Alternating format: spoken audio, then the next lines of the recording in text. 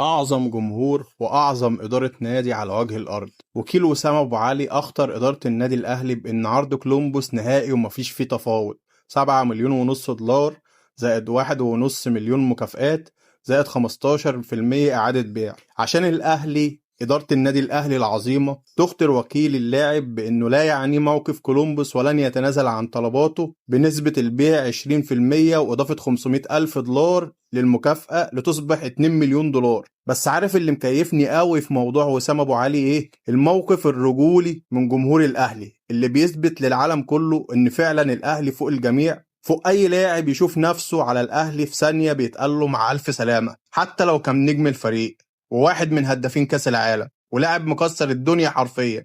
لما حب ياخد لقطة على النادي الاهلي ويقول له انا النجم ومش هروح ومش هلعب وهروح نادي تاني، الجمهور الواعي المحترم قال له مع ألف سلامة، لحد بس إيده عشان يكمل، ولا حد لام الإدارة عشان يلاقوا له حل إنهم يقعدوا وسام، ولا حد طلع في فيديو يعيط ويقول له والنبي اقعد يا وسام.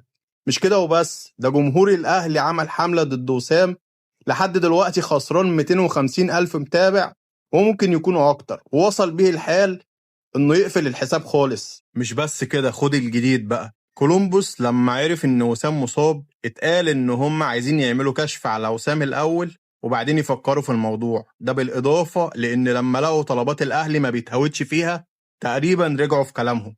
وسام ووكيله حبوا يرجعوا المية لمجاريها مع النادي الاهلي عشان يتصدم ان وسام بقى خلاص بره حسبتها، ووسام مستبعد من معسكر الاهلي في تونس. وإدارة الأهلي قالت بالنص لوكيل اللاعب إن بقاء وسام أبو علي في النادي الأهلي بقى مرتبط بعقد يجيله بالطلبات اللي الأهلي عايزها. أنت متخيل النادي الأهلي بيعمل إيه مع اللعيب؟ أحرف لعيب اتقال عليه إن هو أحرف لعيب في النادي.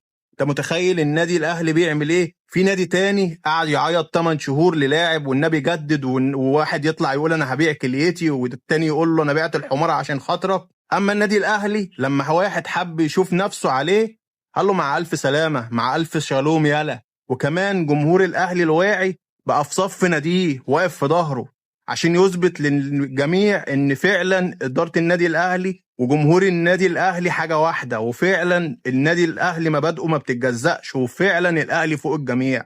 عاشت اداره النادي الاهلي العظيمه وعاش جمهوره في كل مكان.